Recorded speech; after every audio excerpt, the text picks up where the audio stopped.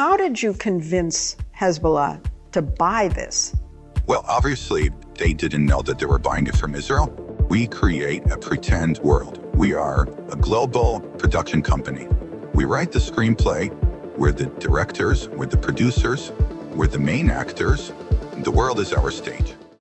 Hello everyone, welcome back to the channel. We have a lot of stuff to talk about. I've compiled a bunch of stuff over the past 2 days that I've been wanting to talk to you guys about. And the main question I think that maybe everybody is asking, certainly my listeners, is are we at war in the Middle East? And so just fair warning, it's probably going to be a long video. And obviously we're going to be talking about sensitive events, so I'm just warning you guys in advance. Okay, so we'll start here. What happened over the past few days is just astonishing and shows the power and control of Care Bears over the United States. Care Bears, obviously, if you're not familiar, you know, on certain platforms we have to kind of get creative about how we talk about certain things, or you know, they bury you in the algorithm. So Care Bear is one of those ways of getting around that. So this is Zay Squirrel, and talking about a gentleman who was just removed from talks where he was trying to negotiate the ceasefire. So let me just go ahead and read this. What happened over the past few days is just astonishing and shows the power and control of Care Bears over the United States. Someone in the president's orbit, with his permission, got Adam Boehler to initiate direct talks with Hamas, bypassing the Care Bears. The first time the U.S. has done this, Boehler, who apparently did not get the standard Care Bear lobby talking points drummed into his head beforehand, did what no one is allowed to do and actually listened to what the other side had to say. He worked on trying to get Care Bear American prisoners out for obvious reasons, that they also have American citizenship, and he realized something shocking. The other side is willing to lay down their arms in exchange for a long-term truce on the 1967 borders. And so, of course, this upset a bunch of people. And I just want to say, too, that whoever it was within the president's orbit who had Adam initiate these talks, good on them. And it's things like that, these little details that give me some hope that, hey, maybe, you know, we're not completely surrounded by the Care Bear lobby in there. Maybe there are some people who are still independent free thinkers and are not completely bought out. This, of course, has been the position of the other side for decades, consistently refused by Care Bears because they want to annex all of Palestine, and the entire Care Bear Western media and political class launders it for them and presents the other side as evil and essentially dehumanizes them. So what happened next? The Care Bears military intel Unit 8200 found out about the direct contact between Adam Boehler and the other side, and Bibi and his point person for running their U.S. colony, Rod Dermer, became outraged and utterly horrified. They decided Boehler must go, as he acknowledged the truth and was making noises that would fundamentally undermine their despicable agenda, and this is not allowed. They leaked to their U.S. Care Bear media proxies like Barak Ravid and Jake Tapper that Boehler was having direct talks with the other side, bypassing the Care Bears and the entire Western media and political class. Care Bear lobby assets were mobilized to begin a hysterical smear campaign against him, which was completed by Jake Tapper Sunday, March 9th, who brought him on CNN for the sole purpose of ensuring his removal from the administration. Boehler was doing the media rounds to try to defend himself and salvage his position, and he did so by saying the other side offered to lay down their arms in exchange for a long-term ceasefire along the 1967 borders, and Care Bear is not an agent of the U.S. Yo, he said that. He also said the negotiators he was in talks with were pretty nice guys. The next day, the president came out to defend Boehler, but his fate was already sealed. Just days after the Tapper interview, he was removed. This is what Care Bear power looks like in action, and there are countless innumerable examples like this that happen every single day, which immediately get memory hold. This is so true. I mean, we just did a video the other day. I will link it in the description. Something very strange is going on here that basically was outlining the exact same thing. So, moving on. This is from Drop Site News. U.S. forces have unalived at least 31, mostly women and children, and wounded 101 others in a wave of attacks carried out across Yemen, the Ministry of Health said Sunday. The president ordered the strikes, vowing to rain HELL on the Houthis for costing billions of dollars by disrupting Red Sea shipping, a campaign the Houthis began in November 2023 in response to the ongoing Care Bear genocide in Gaza. The Houthis recently vowed to resume these attacks until the Care Bear Nation lifts its now 15-day total blockade on humanitarian aid into Gaza. The U.S. strikes began Saturday and continued into early Sunday, hitting the Yemeni capital, Sana'a, I hope I'm saying that right, as well as northern areas of Sada and Al-Baida. The military also bombed Haja, Marib, Damar, and Taiz provinces. Hopefully I'm pronouncing that right as well. And we'll just continue on here. This is a direct quote from an article. And so just look at the whole thing here, right? It says the rebels, the Houthi rebels who control most of northern Yemen, had temporarily halted attacks in the Red Sea when a ceasefire took effect in January. But last week, they said they would target any Care Bear ships violating their ban on Care Bear vessels passing through the Red Sea, the Arabian Sea, the Bab el-Mandeb, and the Gulf of Aden. So, you know what's missing there? Yeah. Nothing about U.S. ships. This isn't about that.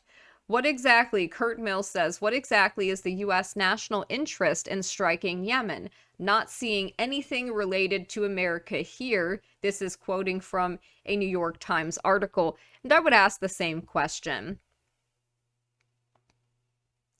So this then happened on the 16th, 2 days ago. Houthis claim attack on the U.S. aircraft carrier USS Harry Truman in the Red Sea. And Spinach Bra said if we restrain the Care Bears, this wouldn't be an issue. Yes, I agree with that. I do think that that's true. Not that it justifies what they did to our ships. Our ship, I should say. And Ryan Grimm here says, so U.S. service members are now getting directly attacked to defend the Care Bears' right to deny food and medicine to Gaza. This after the U.S. brokered and guaranteed an agreement in which the Care Bears promised they would let in food and medicine. So they are breaking their word to us. We are defending their right to do it and are now getting attacked by the Houthis over it. The Houthis, meanwhile, say they will end the attacks and their Red Sea blockade if the Care Bears simply abide by the agreement it already reached. Well, apparently that's asking too much. So then, of course, you know, we struck back at them. Thomas Massie came out against the president's recent strikes in Yemen. Good on him. And now we have Marco Rubio. So this is what the president has said here on the 15th. And so notice that the attack on the U.S. aircraft carrier came after the launch of actions against them from the United States, not before. That should be noted. I think that that is important. So here he says, today I've ordered the U.S. military to launch decisive and powerful military action against the Houthis in Yemen. They have waged an unrelenting campaign of piracy and all this other stuff against American and other, right? Like how many, the question I have is how many American ships or aircraft were really being targeted? I don't think we even use the Red Sea that often, so this is an important question. But Rubio says today, POTUS sent a powerful and clear message to the Iranian-backed Houthis, and using the T word again, of course. You know, we're reviving all of the global war on terror rhetoric. These attacks on U.S. vessels and their global shipping must stop, and we will hold you accountable. We will protect our people and freedom of navigation. Well, okay, like I said, why not just ask the Care Bear Nation to abide by the terms of the ceasefire, or to at least stop their blockade of humanitarian aid getting in, things like food and medicine, water, right? Because don't forget, they cut their power, they shut off their water, from what I understand. So this is not good. Now, Bibi is also trying to fire the head of Shin Bet. So he's trying to do this, apparently, while he is under investigation for corruption. He has several court cases against him, and people in his orbit were being investigated by the head of Shin Bet for having ties to Qatar. So I thought that that was interesting here, because, you know, we saw the influencers all running to jump to talk about Qatari influence after the Epstein Files debacle. So this is interesting. Houthis vow retaliation against U.S., saying Yemen strikes unalived at least 31. And Ann Coulter says, why did we have to do this? Is it part of our Constitution that we must be bombing someone at all times? Very good question. Inquiring minds want to know. Max Blumenthal says, Yemen's Ansar Allah has waged one of the only actual humanitarian interventions against a genocide in my lifetime, in contrast to imperialist U.S. interventions in Iraq and Libya, and is now under American bombardment for doing so.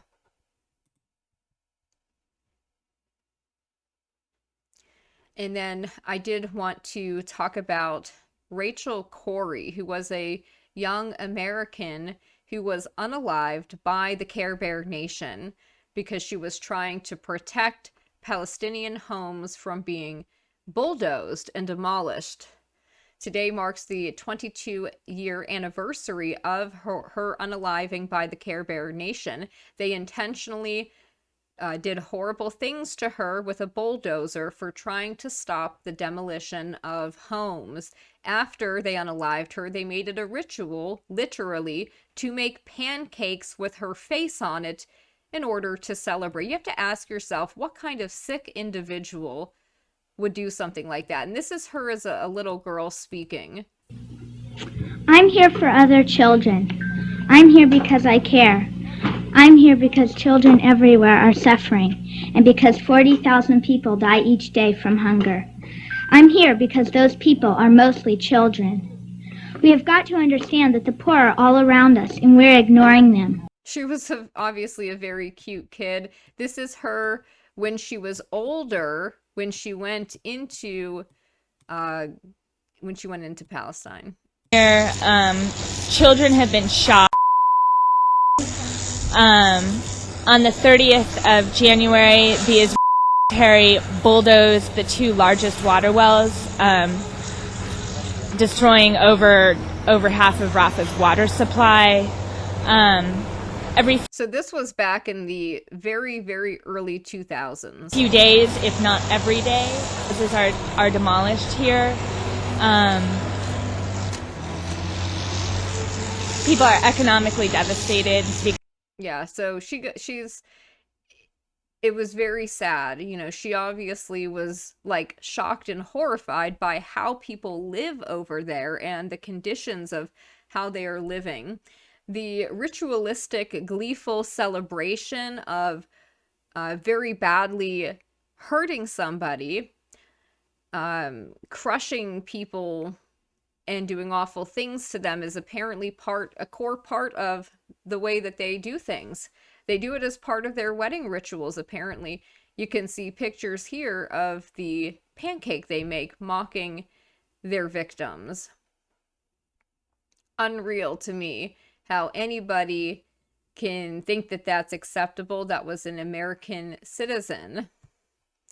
So yeah, let's mock her after we unalive her. I think that that's tragic. So, the US, UK, and Care Bear warplanes have been bombing Yemen and oil refining facilities, of course. The excuse is given to defend the Care Bears. In other words, to defend the Care Bears' right to genocide and starve people. Now they want to do more unaliving in Yemen. أثناء استهداف ميناء الحديدة بغارات الطيران الصهيوني الأمريكي.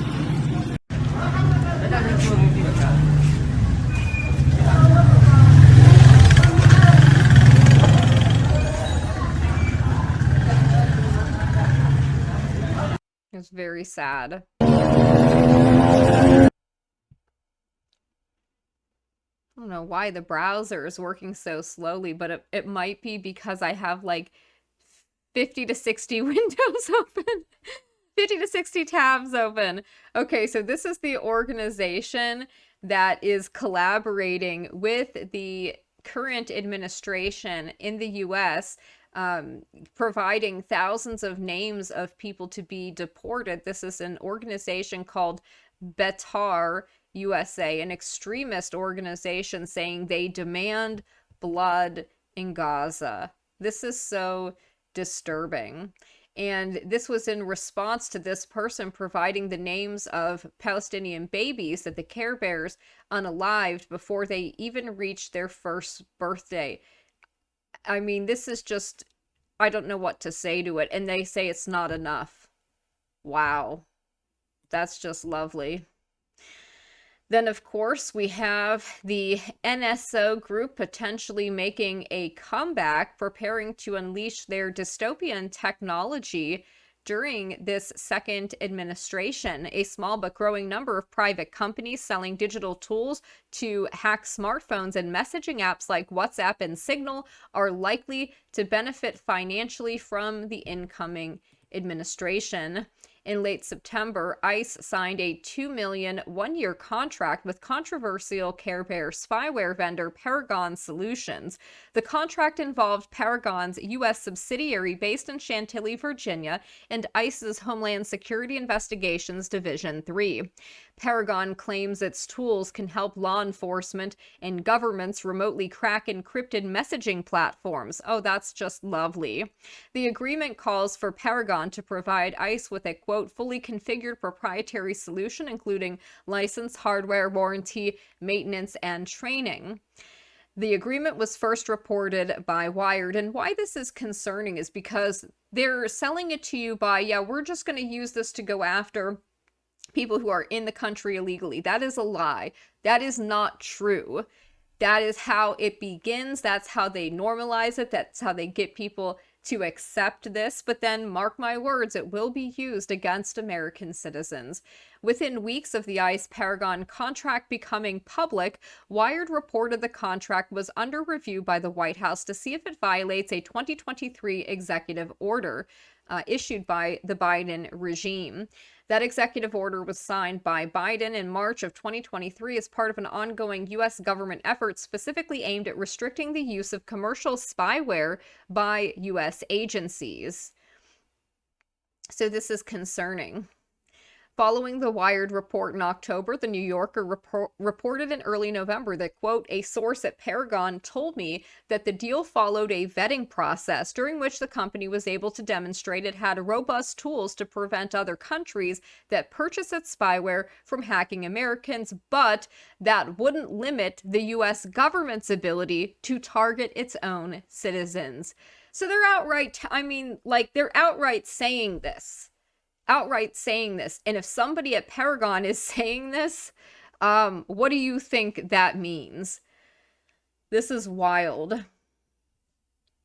By October 31st, more than 30 civil society and digital rights organizations and spyware experts signed a letter which calls on DHS to release details about the contract with Paragon. We are seriously concerned this contract may not comply with Executive Order 14093 and may lead to violations of both domestic and international law. The letter notes that Paragon relates to Homeland Security Investigations, HSI, with ICE, suggesting HSI is the primary intended user of graphite. Graphite is Trojan horse software developed by Paragon that can extract data from encrypted messaging apps. So isn't that nice?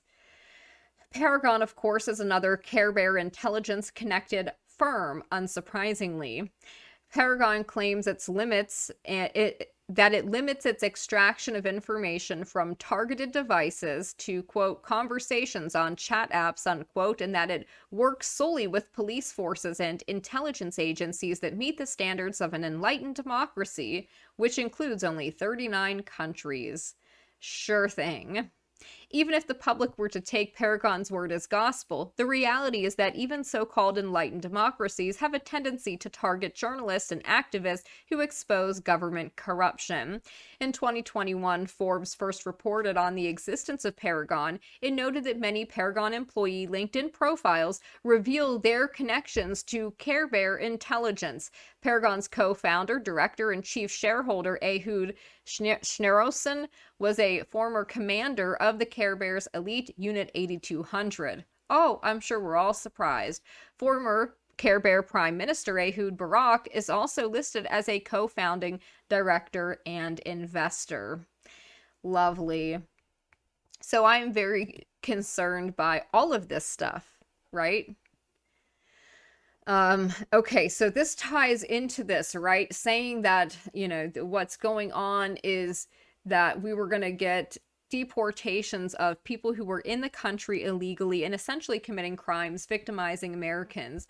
But this thread shows that that might not actually be the case, that it's not safe for maybe anybody in America anymore. This is a Canadian woman who starred in the American Pie series, who was recently disappeared in San Diego. She said we were up for 24 hours wrapped in chains. This woman, a German who CNN did dirty with this picture, was spent a month in there, including 8 days in solitary confinement. Rebecca Burke, a British backpacker, was picked up at the Canadian border. They held her and detained her. She is still being detained, apparently. Then we have this German green card holder was interrogated at Logan Airport for hours and was apparently had his clothing removed. His mother said he hardly got anything to drink. Then he wasn't feeling very well and collapsed. Like, this is bizarre. Okay, we had Mahmoud Khalil, who we already talked about, from Colombia, who is married to an American, who has an American child on the way. I am confused about, like, are we literally just, why is it very odd how this is being conducted and the people who are being brought into the ICE facilities? I don't know about this. Okay, I have my suspicions and concerns. The U.S. government has branded Mahmoud Khalil and others who protested against the Care Bears as supporters of T. The U.S. government relies on the Care Bear definition of T as defined by Deir Yassin, apparent massacre leader, and ex-PM Yitzhak Shamir. Unreal. Wow. I just don't know what to say. It's one of these things that is very shocking. Okay, we also have the Care Bears bombing South Lebanon, hitting homes, bakeries, and shops while Lebanese families sleep, not military targets, just civilian targets. I think that that is very sad.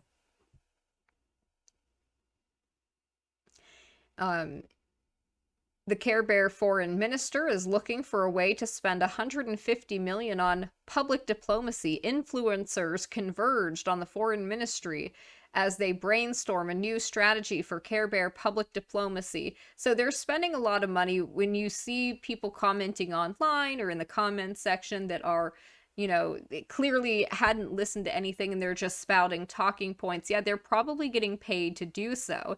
In case you are wondering who's getting a cut of the $150 million Care Bear Foreign Ministry has budgeted for influencers this year, paid for by tax hikes and social spending cuts on Care Bear citizens, take a look at accounts defending the assault on the First Amendment. I think that is a fair point to make. Tariq says, Shy David this is the gentleman from Columbia University, the professor who had multiple claims that he was harassing people. You know, he basically was running around stalking students, acting crazy, doing, you know, trying to dox people and cancel them, as he does. He says, Shy David was given free rein to harass students and stalk young women because he's a Care Bear apologist. It was only when he tried starting fights with Columbia University administrators, they decided to put him on paid leave, basically a vacation until he cools off. And Heidi responded and said, the reason he's on paid leave and not fired for his behavior is that his parents are Care Bear weapons investors who are also Columbia donors. Columbia is basically their daycare provider for that infantilized creep. Oh my goodness. Okay, so here we have the plan. This is from Boltzmann Booty from the 16th, just 2 days ago. It is a huge logistical operation. Smotrich said, if we take out 10,000 people a day, it takes 6 months. If we take out 5,000 a day, it's a year. Smotrich spoke about the means of being prepared to remove the Palestinians from the Gaza Strip by land, air, and sea. Wow. Just stunning stuff there, guys. Then we have a woman who was in the U.S. military, an American veteran who is speaking out against the campaign there in the Middle East. We have technology that we can see exactly who's in these locations and buildings. So they're targeting and bombing homes, knowing who and how many children were actually inside. My name is Josephine Gilbo. I'm a 17-year Army veteran. 17-year Army veteran. So she's choosing to speak out against this. And what she's saying is, look, they have the technology. Okay, there's something called Lavender. It's an AI technology they were using to be able to track and locate people. And they have the ability to find out if there are civilians in the area, and they don't care. And she said that she clearly sees this as not self-defense, which is their biggest justification for their aggression.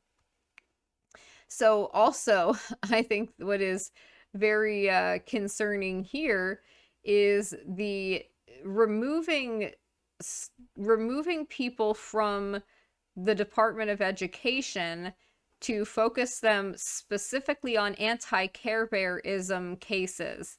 So Mel says, not only has the administration put off deporting human traffickers and drug runners in favor of deporting anti-Care Bear protesters, but they've sidelined civil rights casework for children with disabilities in favor of, you guessed it, prioritizing anti-Care Bearism's complaints. You know, folks are already complaining that I focus too much on the Care Bears, but what is going on? What will it take for you to admit there's a serious prioritization problem here? I think that's a fair question to ask. So the main quote here to focus on is, including the Office for Civil Rights, whose attorneys are charged with investigating complaints of discrimination against kids with disabilities. The staff has been directed instead to prioritize anti-Care Bearism cases, more than 20,000 pending cases, including those related to kids with disabilities, historically the largest share of the office's work. What is going on here? That was in response to this. The new administration has decided to devote precious resources to punishing and chilling pro-Palestinian speech at the behest of Care Bear First donors. ICE has had to halt human trafficking and drug smuggling investigations to monitor the likes and tweets of students. What is going on here? I think that is insane. And that's a serious priorities problem indeed. So moving on here, I know we are already 30 minutes in from Decensored News. DHS Deputy Secretary Troy Edgar grilled for the arrest of Mahmoud Khalil at Columbia University. When pressed, he can't give a single example of Khalil's allegedly pro-T activity, support of T, or any criminal activity at all, actually. So this was from a March 13th exchange. So Mahmoud Khalil says he acted as a spokesperson for pro-Palestinian demonstrators and as a mediator with Columbia University, where he was a graduate student. As you know, Mr. Edgar, any conduct that can be legally sanctioned must be described. So what is the specific conduct the government alleges that Mr. Khalil engaged in that merits removal from the United States? Yeah, well, I think what you saw there is you've got somebody that has come into the country on a visa, and as he's going through the process of that. Okay, so we don't have to listen to this whole thing, but apparently when pressed, he didn't really have an answer. And that's what I find concerning about this whole thing, is that a precedent appears to be being set. Trump on Iran, I've written them a letter saying, I hope you're going to negotiate, because if we have to go in militarily, it's going to be a terrible thing for them. I hope that Iran, and I've written him a letter saying, I hope you're going to negotiate, because if we have to go in militarily, it's going to be a terrible thing for them. Well, it would also be a terrible thing, I think, for U.S. service members as well. I wanted to bring this up. Also, Care Bear's Kala Technologies, a defense tech company established less than a year ago after 10/7, was a well-kept secret despite rumors circulating about it. It is now stepping out of the shadows, revealing its open platform that allows Western militaries to incorporate innovative commercial technologies into their systems. Kala has raised $39 million since its establishment in July 2024 from VCs, venture capital, and private investors, including the CIA's strategic investment wing, In-Q-Tel. They got it wrong here. The funding will allow rapid development and implementation of the new platform in the IOF first before other Western militaries. I don't think that we want this platform. Its founder, Hamuchul Meridor, who serves as company president, Alan Drorer, Jason Mani, and Omer Bar Ilan, all have extensive experience in IOF technological units and in the defense industries. So this is what In-Q-Tel is investing in, and of course this will be used in America. So just wanted to put that out there just to show the kind of melding of, the Care Bear intel community tech sector with the US. So now we have the Care Bears ramping up their attacks. So this is lovely. This was just last night around 8 o'clock at night. The Care Bear military suddenly has launched a series of airstrikes across the Gaza Strip. We had been sleeping and suddenly woke up to the sound of huge explosions. It is hard to verify where exactly the location is due to the late night hours. So that's happening. That started last night. Boltzmann Booty reporting here that the Care Bears is using the violence in Syria to justify sending more troops and stealing more land. Of course, that is true. U.S. Care Bear interested in Sudan, Somalia, and Syria for resettlement of Gazans, sources say. Following Assad's fall, Do Syria's Druze even want the IOF coming to their aid? No, I would say not. This is just ridiculous. And I find this to be very disturbing. Terrifying scenes out of Gaza as the Care Bears renew bombardment, targeting whatever remains in residential buildings. This is following 2 weeks of a complete siege to starve Palestinians and drone strikes that have killed dozens, including several aid and media workers in recent days.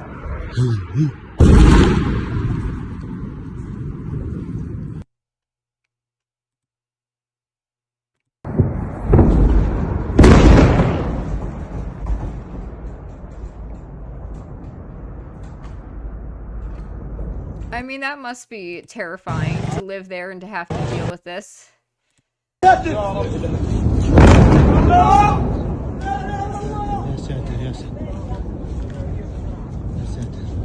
Very sad. You know, I don't think anybody really benefits from this. So this is, he's replying to a post that he made back in January, Boltzmann Booty, saying the ceasefire is fake and they're going to resume intense combat with additional tools, reduce aid, and permanently seize territory once they decide that Hamas hasn't been successfully deterred in 42 days. So of course that was coming, and this is what he says last night. Care Bear forces currently conducting extensive strikes in the Strip, IOF says. So of course school was canceled for these kids. Care Bear forces currently conducting extensive strikes. Palestinian media reports of Care Bear strikes in different areas of the Strip. U.S. attacks in Sana'a and Hadaya districts in Yemen, Yemeni and Houthi media says. So this is just, it just keeps going. The reason the Care Bears are bombing Gaza. Netanyahu had a corruption trial hearing scheduled for today, now canceled. Huge Care Bear demonstration scheduled today in Jerusalem. Care Bear government in crisis on passing the budget, which could have brought the government down. Major national crisis with Netanyahu's government moving to fire the attorney general and the head of the Shin Bet. Yeah, there's a lot of weird stuff. There's a lot of weird stuff going on. Okay. This is from Haaretz, the Care Bear press. Care Bear's renewed offensive exposes Netanyahu's real goal, political survival through endless war. I agree with them. I think that that is correct. BBC says at least 330 people unalived in Care Bear airstrikes, says Hamas-run Gaza Health Ministry. And Afsal is just kind of laughing at that. After a Care Bear massacre that unalived hundreds of Palestinians within hours, BBC is still trying to do everything they can to cast doubt on the death toll. And by the way, 127, I believe, are children. So that's crazy. Shael Ben Ephraim says, surreal reading the news about Care Bear Nation now. It's firing the head of its internal security service for investigating treason, planning ethnic cleansing, breaking a ceasefire, starving civilians, neutering the judiciary, all just today. What is this country? I don't recognize it. And Tariq says, the Care Bear Nation was founded on the ethnic cleansing of over 750,000 Palestinians, along with massacres from Deir Yassin to Tatara, where men were unalived point blank. Other horrible things happen to women and children. Nothing about what they are doing is unrecognizable. It's just increasingly undeniable. I have to agree with that. Clint Russell, Liberty Lockdown Podcast, says the Care Bears currently striking Lebanon, Syria, and Gaza, while the U.S. is bombing Yemen and sailing 3 aircraft carriers towards Iran. This is either the start of a major war or an extraordinary show of force as intimidation. Yep.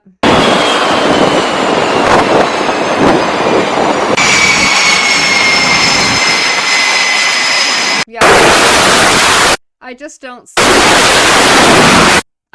see how this benefits us. Okay? I don't see why this matters. And if you disagree with me, you can let me know. As you guys know, I'm pretty open-minded, and if I'm missing information, you can always fill me in. Ryan Grimm saying, Care Bears now bombing everywhere, literally everywhere. And Muhammad responds and says, for 3 weeks, not a single bottle of water, bag of flour, or bottle of medicine has been allowed into Gaza. No electricity, no equipment to remove the rubble. Yet not a single bullet has been fired from Gaza at the Care Bears in response. And now, in the middle of the night, this. So that's a good point. Like, what was the reason for what happened last night? And Ron Paul, of course, has a message for the president. He says, the fact is, Yemen hasn't even threatened the U.S. before the bombs started falling. It's not our war and U.S. military involvement in the Middle East, and our troubles disappear. Ron Paul is right about this. It isn't about protecting our ships. It's about protecting the Care Bear Nation. Hello, everybody, and thank you for tuning in to the weekly report. President Trump, stop bombing Yemen and exit the Middle East. Yes, we agree. So in response again to the absurd BBC headline, Jonathan Cook says, the Care Bears refuse to move to phase 2 of the ceasefire, violating the agreement it signed up to. The Care Bears kept unaliving Palestinians throughout phase 1, never actually ceasing its fire, and now it's back in its comfort zone. Genocide. Eli Clifton says, Miriam Adelson is quietly managing a campaign targeting Mahmoud Khalil and Columbia University. She is also the president's largest donor. The Care Bear American billionaire appears to be getting everything she wants with the White House's crackdown on criticism of the Care Bear Nation. This is from Responsible Statecraft. I encourage you to read that yourself. Now, there's a lot of videos and pictures that came out from last night that I cannot show here because they are simply too graphic, but I can share this. The Care Bear Nation has killed this father, the 2 girls, their mom, along with their grandparents and uncles and aunts, wiping out the entire family of 17 members. And this is the family. These little girls, their father, unalived. And it's just not what America stands for. Free Prince says, they're doing it again. You can feel it. The same slow drip of headlines, the same moral posturing, the same rehearsed outrage designed to grease the wheels for yet another war that serves no one but the people who profit from death, the literal merchants of death. You've seen this before. Iraq, Afghanistan, Libya, Syria. The names change, the script does not. First, they make you hate. They flood the airwaves with images and stories carefully curated to ensure that when they tell you who the next enemy is, you won't ask why, only how soon. Then they make you fear. They tell you this far-off country, this barely understood region is a threat to you, your safety, and even potentially your family. Then they make it personal. Then they make it inevitable. They tell you that war is the only real option, that diplomacy has failed, and the enemy can't be reasoned with. Therefore, action must be taken before it is too late, and before you know it, the missiles fly, the soldiers deploy, the contracts are signed, and the bodies start piling up. And when it all falls apart, when the WMDs don't exist, when the puppet governments collapse, when the thousands of lives lost turn out to have been for nothing, they shrug, move on, and then they do it again. Now it is Iran. The machine is locked on to its next target. The exact same forces that lied to you about Iraq, that spent 20 years wasting blood and treasure in Afghanistan, that orchestrated the collapse of Libya into a lawless place where there are open-air slave markets, are now telling you that Iran has to be next. And for what? Some obscure attack in a conflict most Americans don't understand? Some strategic interests that benefit no one but oil companies and weapons manufacturers? A vague notion of quote-unquote stability that we've never once actually achieved through this kind of intervention. So this is something that everybody should really think about. I see people parroting talking points. They just say you know, the same phrases over and over again. Release the hostages. They don't talk about the fact that the Care Bear Nation has hostages too. And they don't talk about the fact that the Care Bear Nation had put in place the Hannibal Directive to unalive their own hostages, that they're literally bombing right now parts of the Gaza Strip where the hostages are being held. How do you think that this is for the benefit of the hostages? And again, it's so one-sided. Owen Jones says, according to this depraved logic, the Care Bears can commit any war crime they want. They can incinerate as many babies as they want, GR as many doctors as they want, which this has happened. They have literally rioted for the right to do this. Look up Steed Timon. And unalive as many 5-year-olds in the head and chest as they want, because every crime can just be blamed on Hamas. That's true. That is absolutely true.